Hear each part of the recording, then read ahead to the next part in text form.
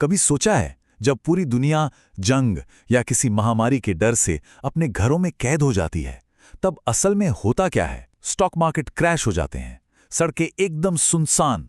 लेकिन एक इंडस्ट्री है जो ऐसे हालात में भी रॉकेट की तरह ऊपर जाती है।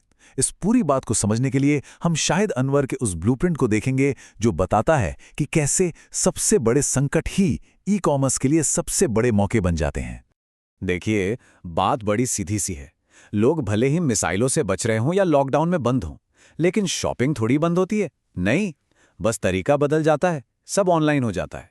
कोविड के दौरान अमेज़न और अलीबाबा ने जो कमाई की, वो सारे रिकॉर्ड तोड़ गईं। मतलब जब दुनिया चुप थी, तब ऑनलाइन शॉपिंग कार्ट्स पैसों से भर रहे थे। अब ये स्लाइड जो दिखा रही है ना, वो एक बहुत हैरान करने वाली सच्चाई है। एक तरफ जहां संकट के समय स्टॉक और क्रिप्टो जैसे ट्रेडिशनल एसेट्स डूब जाते हैं, वहीं दूसरी तरफ अमेज़न जैसे ऑनलाइन रिटेलर्स का बिजनेस आसमान छूने लगता है। तो शाहिद अनवर का पॉइंट यही है कि जंग से बहुत कम लोग पैसा कमाते हैं और ई कॉमर्स वाले उन्हीं में से एक हैं। तो सवाल यह है कि इस चक्र से बाहर कैसे निकलें? यहीं से ये पूरी बात एक कंट्रोवर्शियल मोड़ लेती है। शाहिद अनवर के मुताबिक अमीर बनने में असली रुकावट इकोनॉमी नहीं, बल्कि हमारी अपनी सोच है। वो इसे गुलामी की मानसिकता कहते हैं। एक ऐसी सोच जो हमें एक सेफ नौकरी और एक फिक्स्ड इनकम में जकड़ कर रखती है। और ये सोच ये पीढ़ियों से चली आ रही है। तो इस गुलामी वाली सोच की जंजीरें तोड़ने के लिए शाहिद जानबूझकर एक भड़काने वाला तरीका अपनाते हैं। वो दर्शकों की तुलना कीड़ों और कुत्तों से करते हैं और अपमानजनक भाषा का इस्तेमाल भी करते हैं। उनका मकसद किसी को नीचा दिखाना नहीं, बल्कि लोगों को इतना ट्रिगर करना है कि वो अपनी हालत पर सवाल उठाएं और गरीबी के उस चक्र को तोड़ने के लिए मजबूर हो जाएं। और हाँ, ये कोई गलती से नहीं होता, ये उनकी स्ट्रैटेजी का हिस्सा है। जैसा वो खुद कहते हैं, मैं बस तुम्हें ट्रिगर करना चाहता हूं। शब्द गोलियों से भी तेज काम करते हैं। उनका मानना यह है कि कभी-कभी ऐसे ही कड़वे शब्द हमें गहरी नींद से जगाते हैं और फौरन एक्शन लेने पर मजबूर कर देते हैं। तो ठीक है, माइंडसेट बदल गया। अब अगला कदम क्या है? अब बात करते हैं असली एक्शन प्लान की। इसे कहा गया है अमेज़न एस्केप रूट, एक स्टेप बाय स्टेप गाइड जिससे कोई भी अपना ऑनलाइन बिजनेस खड़ा कर सकता है। तो ये पूरा प्रोसेस काम कैसे करता है, चलिए देखते हैं। सबसे पहले एक रिसर्च सॉफ्टवेयर इस्तेमाल करें। फिर उसके अपॉर्चुनिटी फाइंडर टूल से ऐसे प्रोडक्ट्स ढूंढें जिनकी डिमांड बहुत ज़्यादा हो लेकिन बेचने वाले कम हो।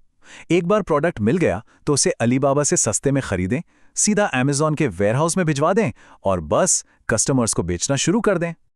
चलिए एक असली उदाहरण से समझते हैं। डॉग नी ब्रेस। इसे अलीबाबा से सिर्फ $2 से $3 में खरीदा जाता है और अमेज़न पर बेचा जाता है करीब करीब $50 में। तो खुद ही सोचिए प्रॉफिट मार्जिन कितना जबरदस्त है। लेकिन क्या यह तरीका सच में काम करता है? तो अपनी बात को साबित करने के लिए वक्ता अपने 1 लाख से ज्यादा स्टूडेंट्स की कम्युनिटी से सक्सेस स्टोरीज दिखाते हैं, जिसे वो यूनिवर्सिटी ऑफ सक्सेस कहते हैं। तो चलिए कुछ रिजल्ट्स पर नजर डालते हैं। ये एक स्टूडेंट की पहली कमाई है $869। अब रकम शायद बहुत बड़ी ना लगे, लेकिन ये इस बात का सबूत है कि सिस्टम काम करता है। ये पहली सीढ़ी है और ये तो बस शुरुआत है। तरक्की कितनी तेजी से हो सकती है वो देखिए। ये एक दूसरे स्टूडेंट की सिर्फ 30 दिन की कमाई है, लगभग £3,500। इससे पता चलता है कि ग्रोथ कितनी तेजी से हो सकती है।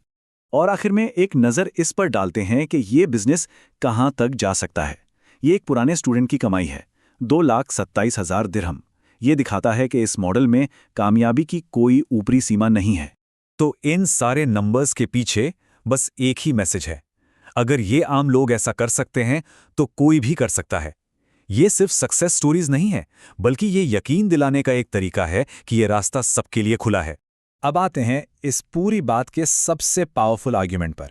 यहां जिंदगी को 2 तरह की मुश्किलों के बीच एक चॉइस की तरह दिखाया गया है। तो उनके मुताबिक हमारे सामने हमेशा 2 रास्ते होते हैं। पहला रास्ता है गरीबी की मुश्किल, दूसरों के लिए काम करने की मुश्किल। और दूसरा रास्ता वो है दौलत बनाने की मुश्किल, खुद का बॉस बनने की मुश्किल। दोनों रास्ते मुश्किल हैं, पर दोनों की मंजिल में जमीन आसमान का फर्क है। और यहीं पे उनकी सबसे बड़ी फिलॉसफी सामने आती है। अमीर बनना भी मुश्किल है, गरीब रहना भी मुश्किल है। चुनना यह है कि कौन सी मुश्किल चाहिए। ये एक तरह से लोगों से कहना है कि वो सोच समझकर उस मुश्किल को चुने जो ज्यादा फायदेमंद हो।